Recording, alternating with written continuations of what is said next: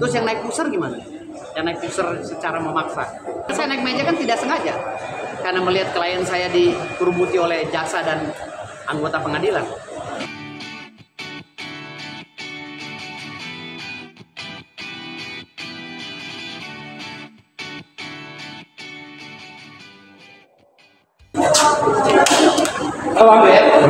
Sini bang, kecil sini bang. Bang Rasman aja, Bang Rasman. Sedikit aja mas, sedikit aja. Gimana bang? Agenda hari ini saya diperiksa atas laporan siapa itu ya? Orang pengadilan, Humas pengadilan yang dipanggil sih Bang Hotman, tapi DKK gitu. Bang Rasman, panggil Bang Rasman dengan kawan-kawan. Dan di situ ada nama saya.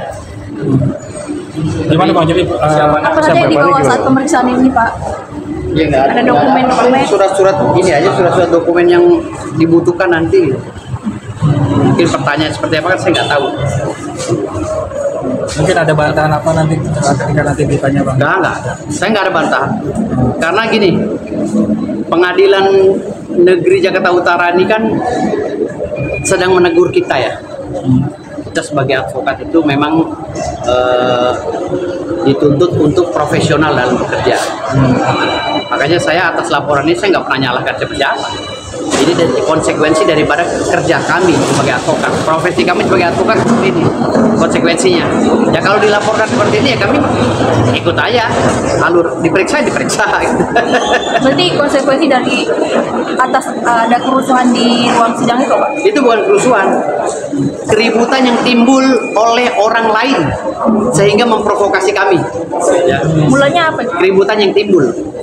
Mulanya Bang Rasman meminta kepada hakim untuk bertindak adil, ya, dan tidak memutus sepihak dalam menetapkan satu putusan atau satu penetapan terkait dengan sidang tertutup atau sidang terbuka kan gitu.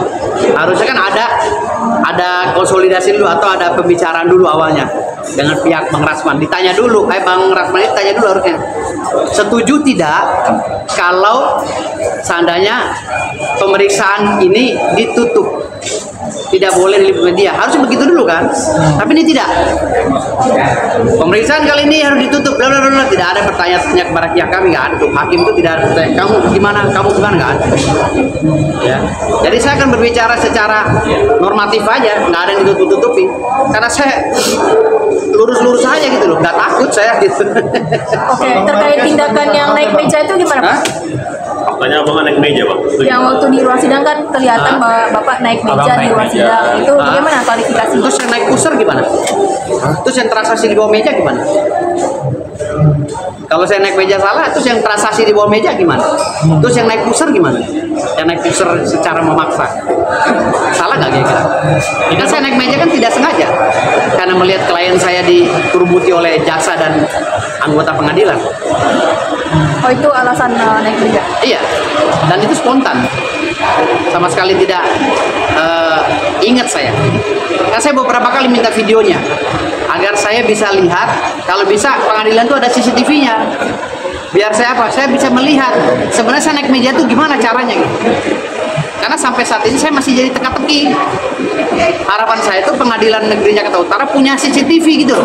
Ini merasa didorong nggak waktu naik meja? Saya nggak tahu, pokoknya saya naik itu spontan karena posisinya megang handphone ini. Makanya kalau ada CCTV-nya, syukur. Kalau kan media tuh banyak tuh kemarin. Kalau bisa kalau media itu tolong tunjukkan videonya. Seperti apa saya? Karena dalam kondisi panik lihat klien saya. Karena saya ini kan solid dengan klien. Kalau klien saya diapa-apain, saya tetap bertanggung jawab baik di luar pengadilan maupun di dalam pengadilan. Itu bentuk daripada rasa sense of belonging. Ya, rasa memiliki antara klien dengan saya.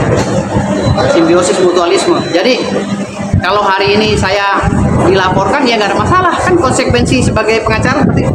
Apalagi saya sedang memegang kuasa dan sedang memakai toga pula kan gitu. Dan saya naik meja itu kondisinya meja ini rapat sih meja, kiri kanan depan belakang tuh rapat. Bagaimana saya menaik meja? Saya berdiri aja sempit. Saya dalam kondisi berdiri aja sempit mejanya. Gimana saya bisa naik meja? Apa saya begini? Apakah saya begini? Saya nggak. Semuanya udah gelap itu. Jadi apa yang abang lakukan, abang merasa benar juga? Hah? Apa yang abang lakukan itu merasa benar, Bang? Untuk nanti di pemeriksaan menjadi tanggapan Tidak abang. merasa benar juga. Naik meja itu sebenarnya kan kalau dilihat secara visual itu melanggar norma dan kebiasaan adat ketimuran ya orang Indonesia. Tidak boleh naik meja seperti itu. Ya, apalagi itu di ruang sidang. Tapi hakimnya kan sudah pergi. Namun secara spontan juga saya tidak sadar karena sifatnya reaktif maksudnya ingin menyelamatkan klien saya. Jadi saya naik meja itu spontan. Dan beberapa kali saya minta kalau ada videonya tolong dikeluarkan. Mudah-mudahan penyidik pegang nih. Mudah-mudahan penyidik yang memeriksa saya pegang videonya biar saya bisa clear and clean bahwa saya bisa tahu oh naik mejanya seperti ini. Bang, ini mengenai surat pembekuan dari MA, kan sekarang berarti tandanya abang masih menjadi berprofesi sebagai advokat atau seperti apa? Oh masih, advokat masih. Pembekuan itu sifatnya sementara, ya karena tidak ada regulasi atau undang-undang manapun yang menyebutkan bahwa